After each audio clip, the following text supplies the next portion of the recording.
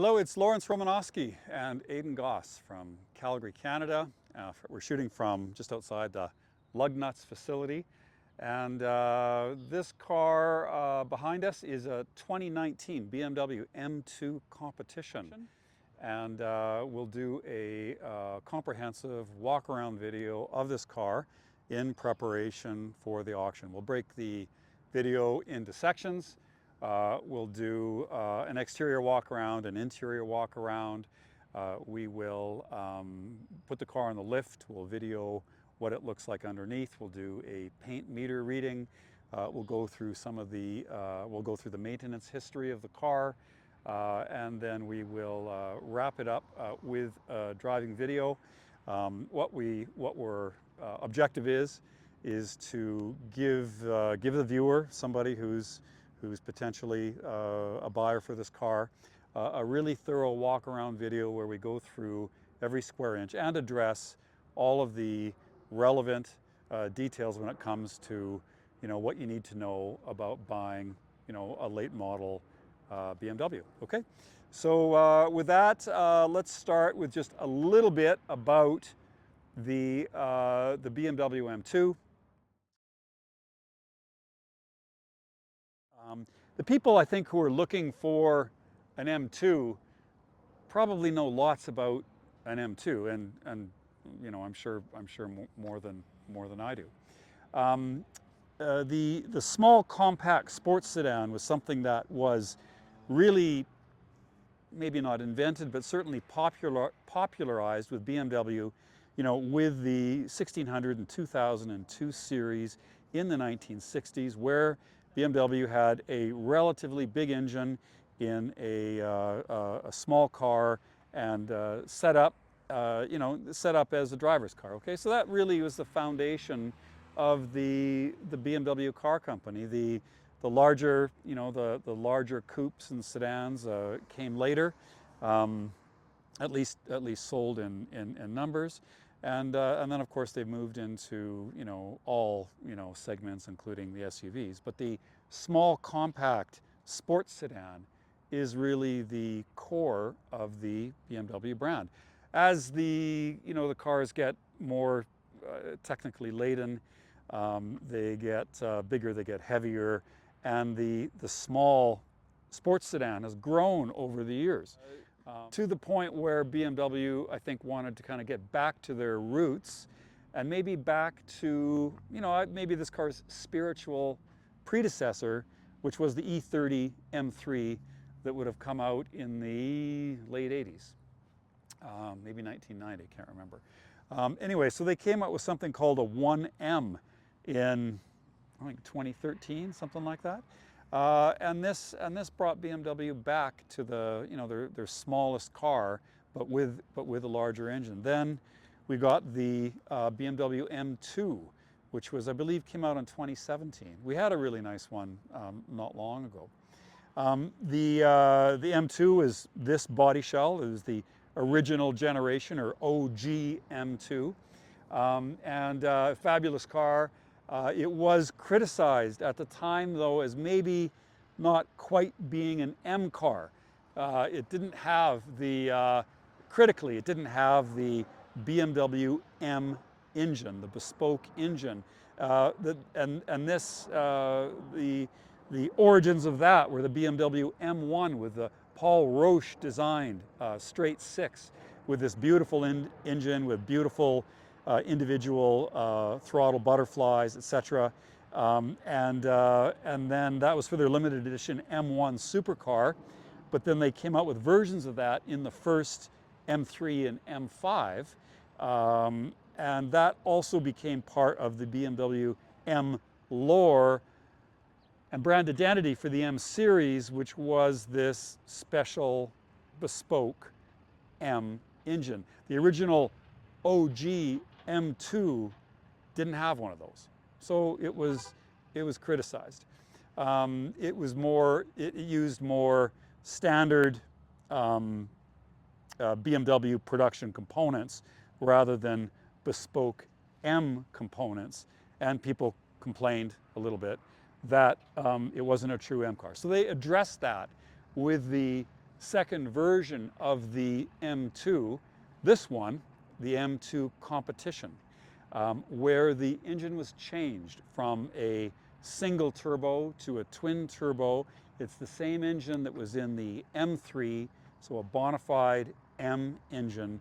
And then the car also received some other upgrades, most notably much larger brakes, a carbon fiber strut brace in the engine bay, and seats from the M3. So that's why the M3 Competition differs from the M2, those critical components, and in some that makes it quite a bit of a different car and a substantial upgrade. There was also a CS version, which then took those components and made it a little bit more track ready than the Competition. This car here is the 2019 M2 Competition that has complete service history at the dealer, that was never involved in an accident, that was properly taken care of in its original condition. Okay, so that's what this car is. It was bought at the BMW gallery. It came off a 6-month employee lease, and then my client bought the car when it was 6 months old. Okay, so, and then she has owned the car since and given it to us to resell. The car has always had serviced at the dealer.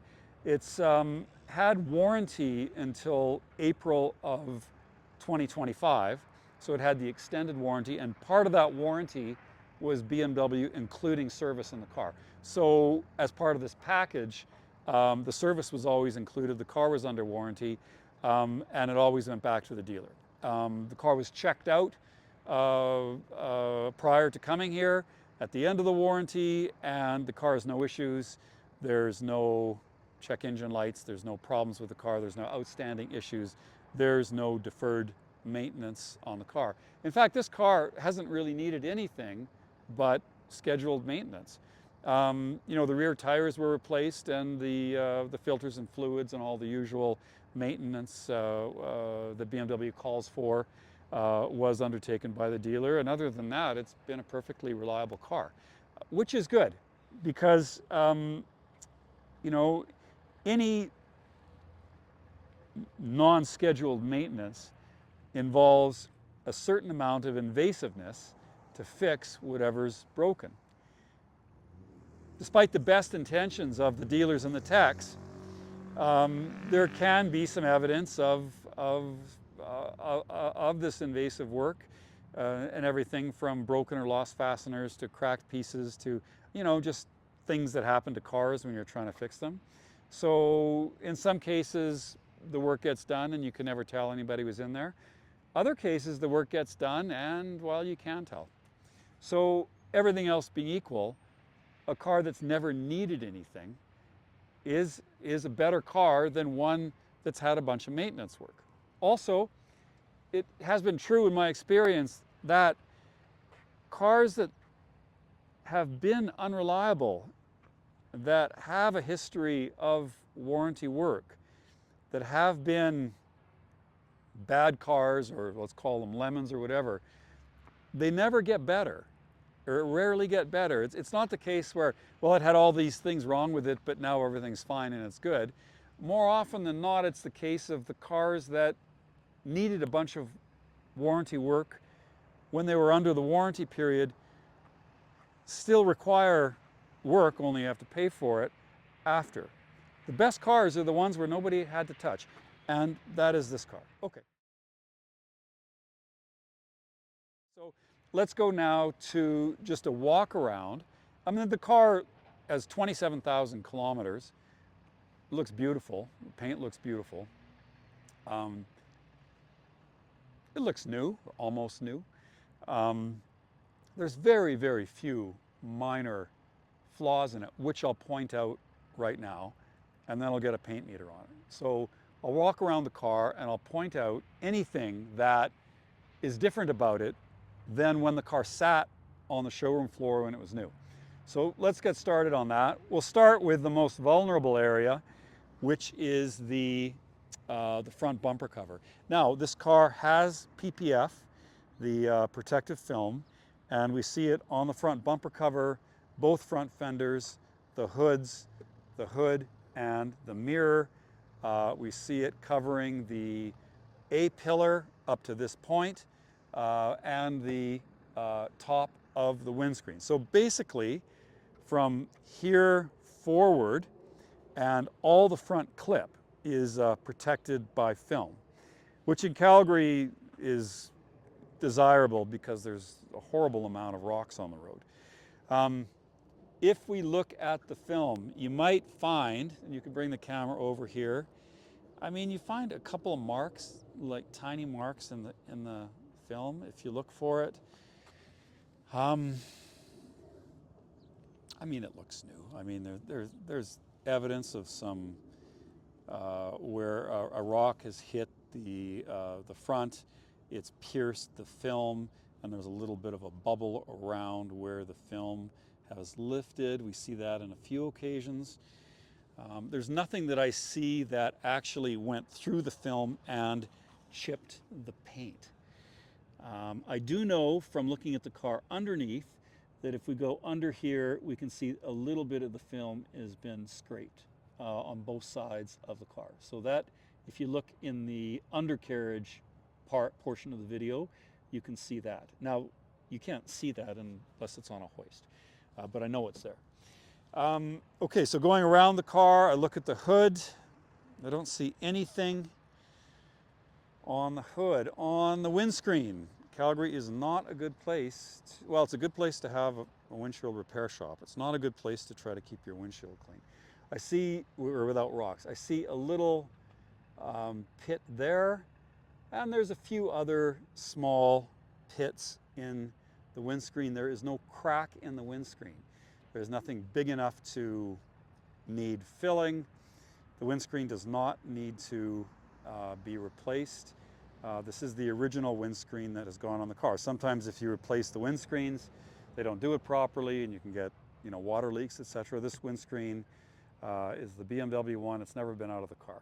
Okay, so moving on to the driver's side. You know, there is no door dings or scratches or marks that I can detect on the passenger side of the vehicle. There is nothing on the trunk lid. There is nothing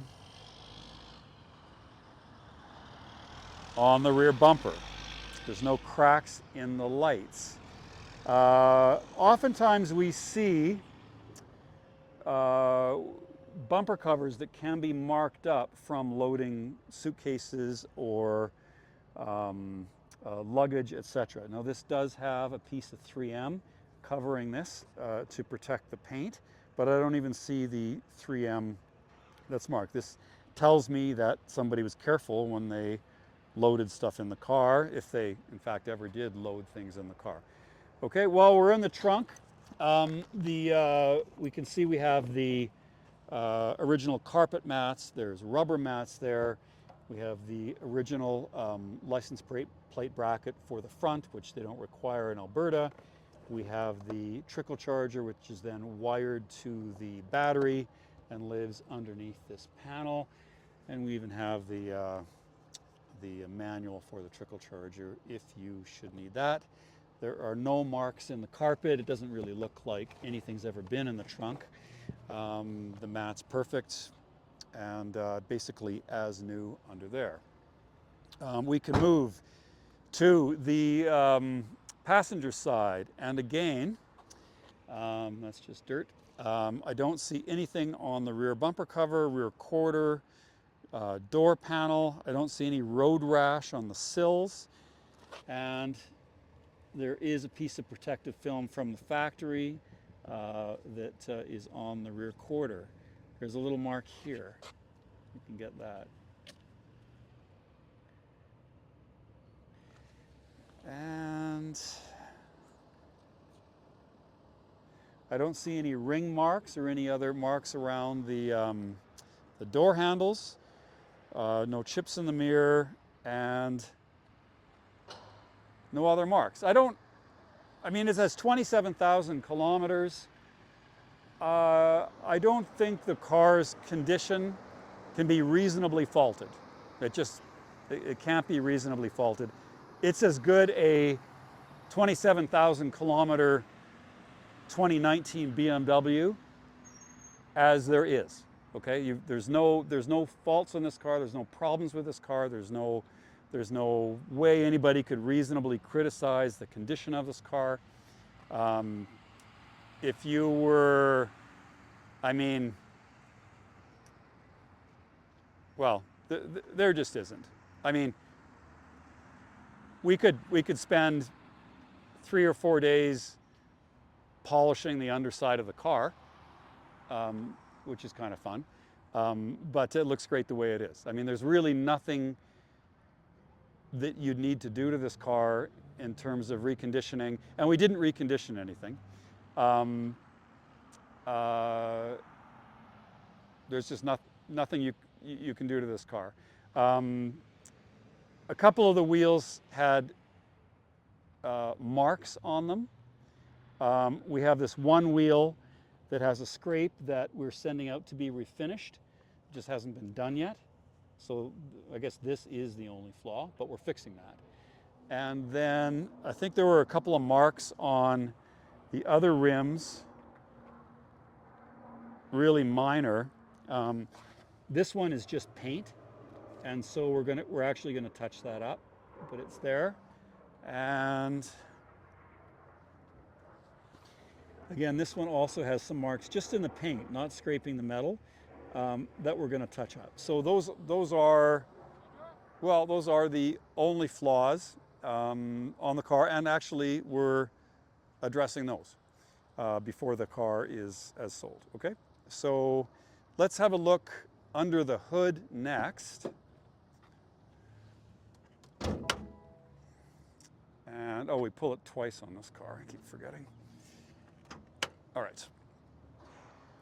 And so this is a 3-liter engine, twin turbo, differs from the first M2, which was a single turbo. This is a twin turbo. This is an M3 engine. It has just over 400 horsepower and about the same pound-feet of torque. We have no evidence that any of these fasteners have ever been changed. The car has a clean Carfax.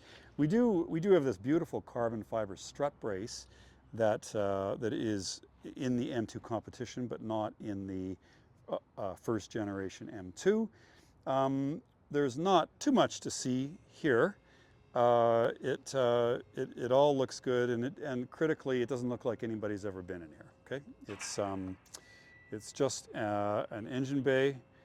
You can see the big, I guess that must be the big intercooler up there, and the turbos lie, next to the exhaust, all very tightly plumbed in there, and lots of torque, but also inherent smoothness from the straight 6 configuration, which is naturally balanced in terms of its crank throws. So they're beautifully smooth engines, and with a turbocharger, powerful and torquey, but still likes to rev. So it's a gorgeous engine in this car, as most BMWs are. Okay, so we can show you that under the hood. We'll get questions about exporting the car, EPA, DOT, etc. Like most late model German cars, we have the sticker for the EPA, which says it's California compliant. At least it should somewhere. Yeah, California compliant. And there will be another sticker in the door jamb showing that it meets Canadian Department of Transport regulations. So some people like to know those stickers there. That means if it goes to the US, it needs a letter of compliance to tell that it's US Department of Transport compliant. This says Canadian. So if it goes to the US, you need a compliance letter from BMW saying that the car is compliant in the U.S. And we just had a 27 M2 and it went to Miami, and we got the letter with no issue. So there's no issue in terms of compliance. What Trump wants to do with tariffs is another matter out of our control. But the car is easy to export to the U.S. In terms of its compliance. I might as well look at these service records now. So we've got full records from, I guess that they start at 14,000 kilometers, and let's see what that is. They start at, it says delivery kilometers of 14,400, and we have kilometers going from 20,000, 23,000. What are these ones? 24,000, 25,000, 25,000, 26,000. We have inspections from the BMW dealer at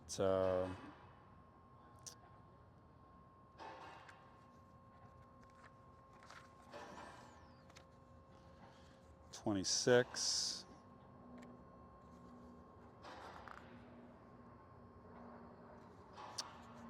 And the last time it saw the dealer was 26,705. And we have this in at, where's the date?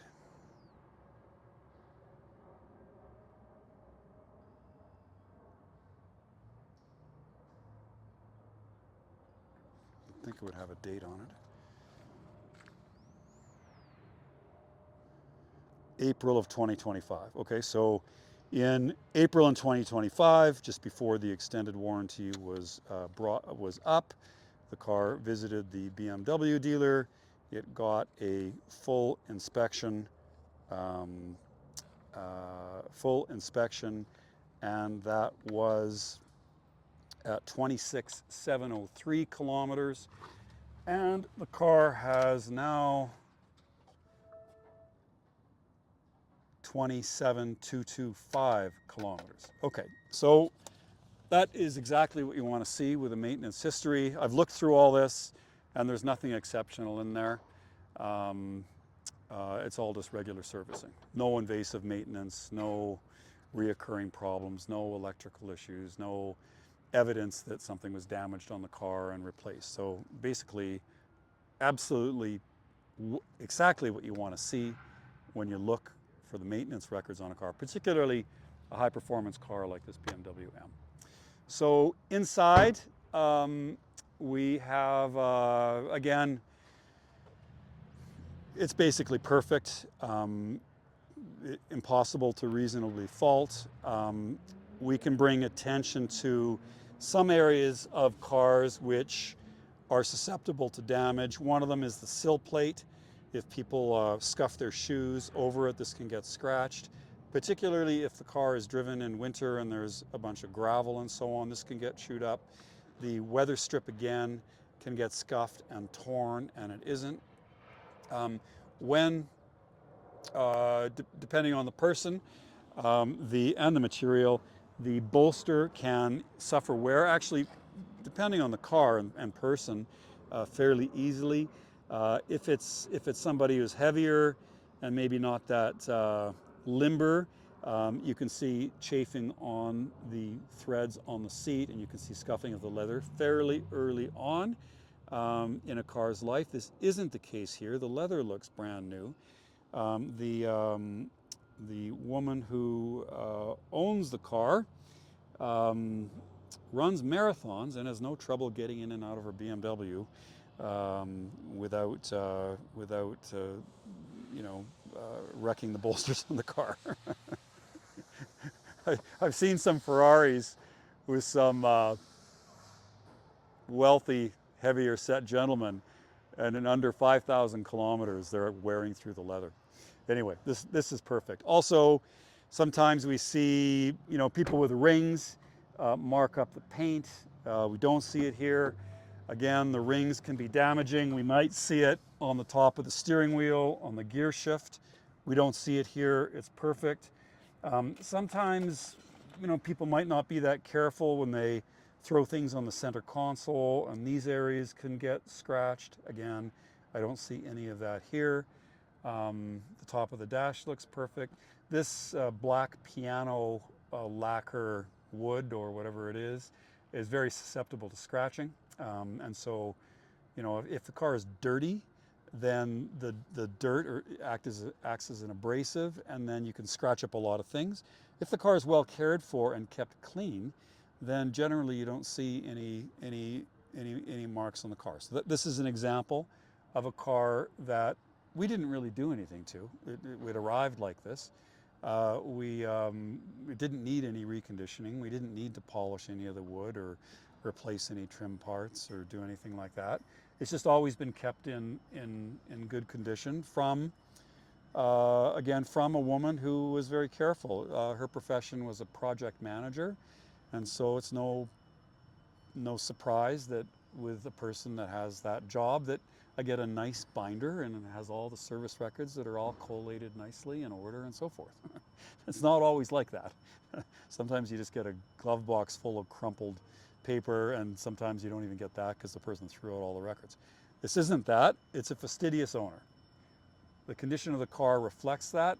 I guess, if just to give you an indication of how thorough we are in calling out any imperfections, we can see here that there is a tiny bit of wear that would go away with a cloth and a dab of vinyl paint, but it's there. Okay, so that is the extent. We don't even see any scuffing of the threads. But it's the tiniest little bit of wear there, and that is basically it, folks. This is, again, about as perfect a 2019 BMW with 27,000 kilometers than you could ever reasonably expect to find. We'll take note of the tinting, which is on the side windows and the rear windows, which is quite dark. So we can take note of that. There's no other noteworthy things to call out on the interior of the car. I'm quite certain that nobody has ever been in the back seat, or at least not regularly anyway. It doesn't look like anybody's ever sat in there. It doesn't look like anybody's ever, or the trunk has ever held anything. And there's no wear on any of the usual places. We can get a shot of this sill as well.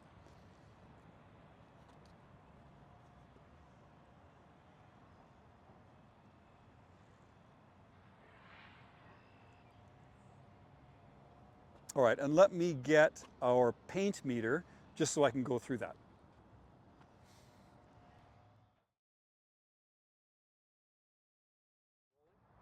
Okay, so I've got our paint meter here. Now this is in micrometers. It's in 1/1000th of a millimeter. Factory paint on new cars is usually in between 100 and 200 micrometers, which is between 1/10th and 1/20th of a millimeter. Sometimes the Japanese cars are closer to 100 micrometers. The European cars may be closer to 200 micrometers. This car has PPF on the whole front clip. The thickness of the PPF, the protective film, is about the same thickness as the paint. So when I paint meter a car with PPF, I'm expecting, on this car I'm expecting like 150 micrometers for the paint, and then maybe another 150 or 200 micrometers for the PPF, and we'll just see. So this is 318, so about 150 micrometers a piece, and 275, 263, 305. So these, this is a micrometer is a very small measure, and the paint does vary depending on how it's laid down. Obviously it'll flow to some extent, giving slightly different readings. What we're looking for is evidence that it was repainted, and in which case I would see readings in the 200 to 300 range or 400 range just for the paint, and then the PPF. Okay, so this is consistent: 307, 328, 266, 269, 303, 290, 272, 313, 331. Consistent with original paint. The bumper cover is plastic. It doesn't read on a paint meter. The driver's door, 116, 127, 144, 116, 125, 163, 157, 155, the trunk lid, 133, 129, 160, rear quarter, 130, 123, 137, passenger door, 134, 132, 119. Okay, unquestionably original paint throughout. No accident history, clean Carfax, 100%. Now let's, it's starting to rain. Let's get the, do the driving portion of this video, and we'll get this car out of the rain, hopefully as soon as we can. It really looks like it's only been driven in nice weather. Like it really is a, it really is a nice car. So. Okay, well, let's have a look at the underside of this 2019 BMW M3 competition. I'll turn the camera around and we'll have a look at it for its general state, so look for signs of corrosion or damage. There aren't any, but we will demonstrate that and get you a good look at what this car looks like underneath. Okay, the first thing we can do is we can check the spoiler for damage, cracks, etc. It does have PPF on it, and we can see the join from that. We've got a tiny little scrape here, mostly in the PPF, and then we'll just touch that up before the car is delivered. Again, the PPF has done a pretty good job with the few little rock chips that it's got. And then we see another little scraping of the PPF. Again, I think there's a few little chips in there. Again, that's touched up.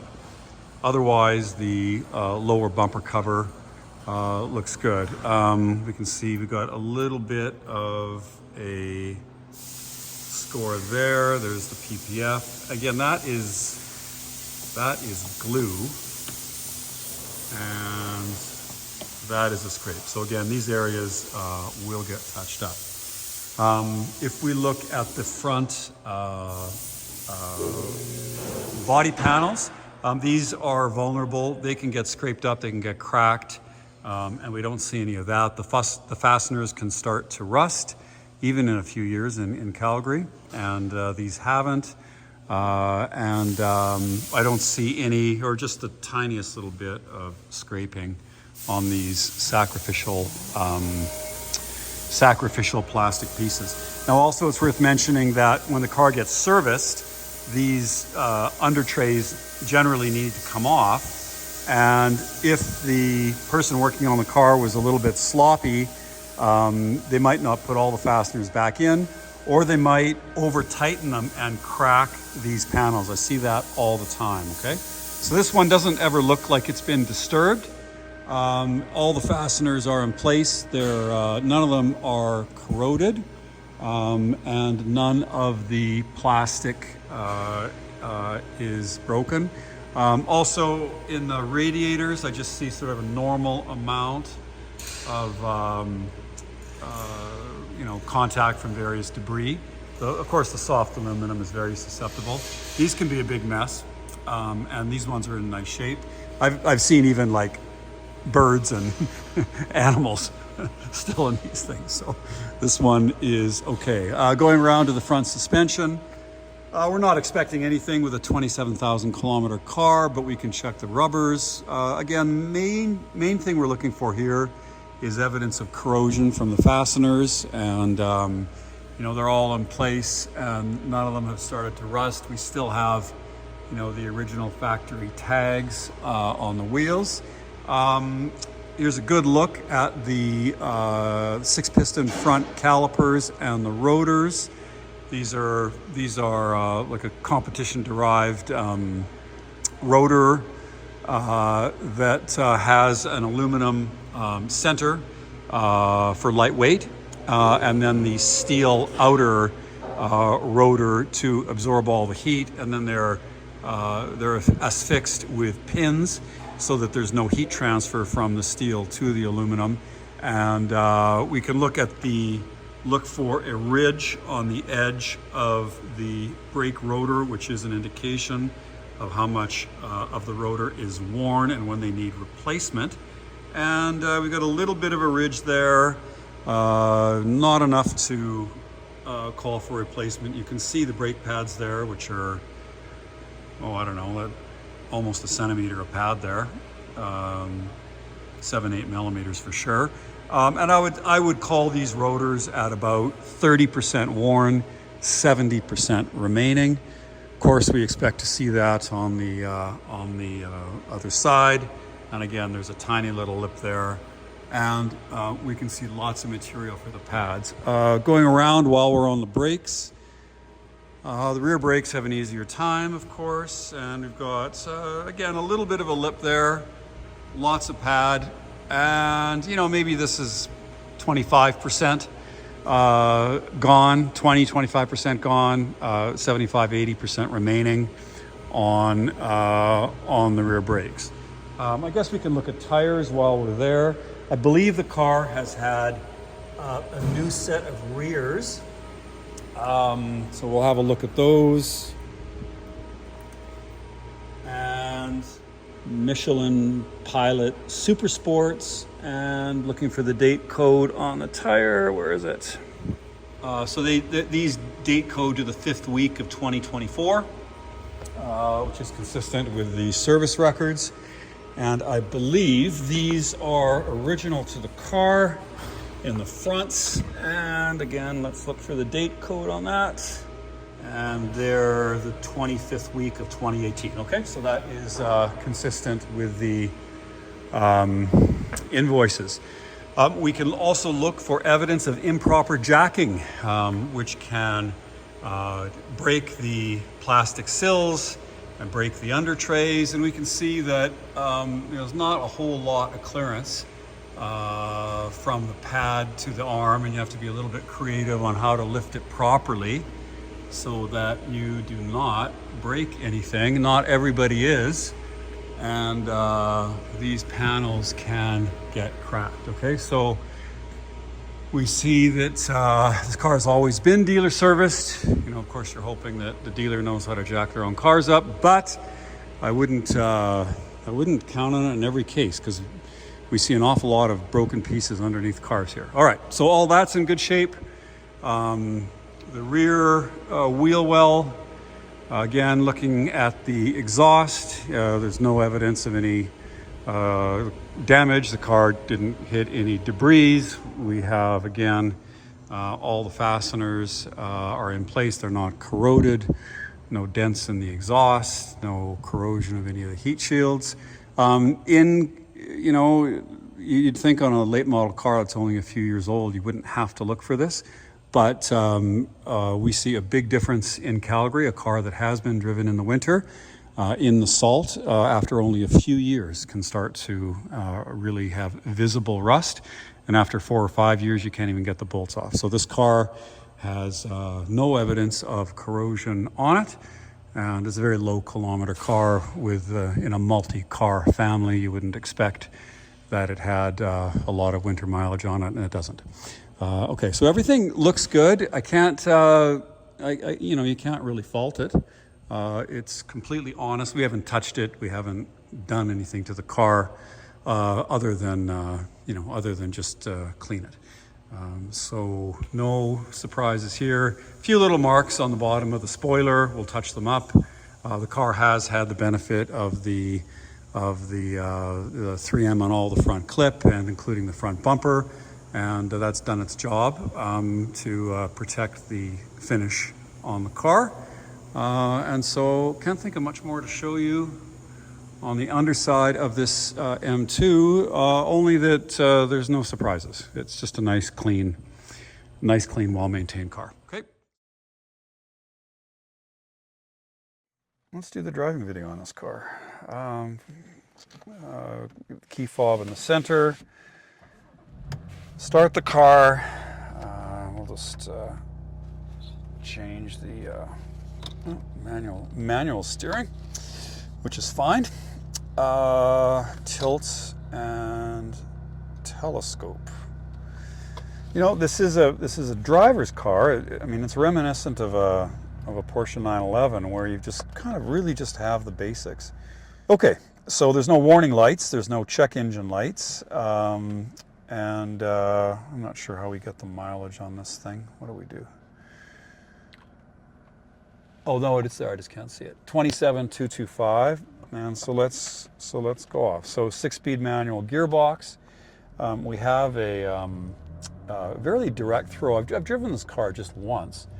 And so it does require a little bit of familiarity, because it is quite abrupt in its controls. It takes a little bit of work to drive it smoothly, but of course this is part of the charm. Pedal placement's excellent for heel-to-toe driving. And again, it's just a business-like car. Smooth and refined. It's not too noisy so that it's too distracting. It's absolutely, you could use it as a daily driver, as you can with most BMW sports sedans, or just about all of them. Engine's still cold, so I'm not going to rev it too hard. Gearbox is nice and precise. It's had new rear tires, so there's no vibration. No pulsation from the brakes. Engine's beautifully smooth, and a lot torquier than the naturally aspirated ones. But the car really feels like as one piece. Sometimes high performance cars, might be numbers cars, and they might be just optimized to, win a 0 to 60 contest or something like that. And other cars are more balanced. Wasn't that funny? $700,000 Rolls Royce sitting there stranded, which just goes to show you. All right. Oh yeah. Yeah, it's got a serious boost of power at around 4,000 RPM. And matching the revs in it is, I mean, it actually makes it a lot more accurate. It's almost like it's got a rev matching function in it, but it doesn't. It just seems to work. I'm not sure how exactly they calibrated that, but works good. And again, I've only driven this car a couple of times, so with familiarity, I'm sure you could really refine it further. This is a future collectible. This is one of only a handful of BMW cars that's really true to its roots. We've seen values take off with the 2002. We've seen values take off with the E30 M3, with the BMW 1M. And this car hasn't really, if you bought this car new and paid MSRP, it's not worth any less than that now. Not the same for the replacement, which is depreciating. Replacement's bigger, and I've got to say, in my opinion at least, a whole lot uglier. So I think this car has genuine future collectible status. There's always going to be want to be people who are going to want this car. They're going to want the best examples of it, which this is. And I can't predict the future, but I would say that this car, in all likelihood, will not cost you that much, because the overall to drive, because the overall cost of ownership is mainly a function of depreciation. And frankly, if you keep the mileage reasonable and don't put 30,000 kilometers a year on it, I see this car really retaining its value. And and that's my honest opinion on it. I mean, there's certain things that are expensive on it, like brakes aren't going to be cheap, and BMW servicing isn't cheap. But overall, run this car for 5 years and put 5,000 or 10,000 kilometers a year on it, and then do the math. And I suspect that this car at the end of the day wouldn't cost you any more than buying a new Honda Accord or something like that. If you look after it, and again, if you don't put 30,000 kilometers on it and destroy it in a Calgary winter. If you want to put it away and use it in nice weather and keep it in its current condition and look after it properly and put the correct parts on it when required, etc., I think you stand a great likelihood of getting your purchase price back. I'll give you the opinion. I will wrap this video up by again reiterating that this car is impossible to reasonably fault and ticks all the right boxes in terms of its overall condition, service history, lack of invasive maintenance, condition inside, outside, underneath, lack of corrosion, no body damage, clean Carfax, original paint throughout, full PPF covering of the front clip, and it's basically everything that anybody who wants an M2 would look for.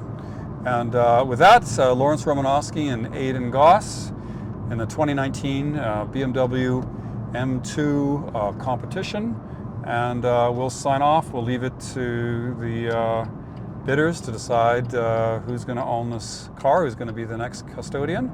But whoever gets this car should be very, very pleased at a great car that I also think is a pretty savvy purchase in today's market. So with that, Lawrence Romanosky signing off. Please like and subscribe. Thank you.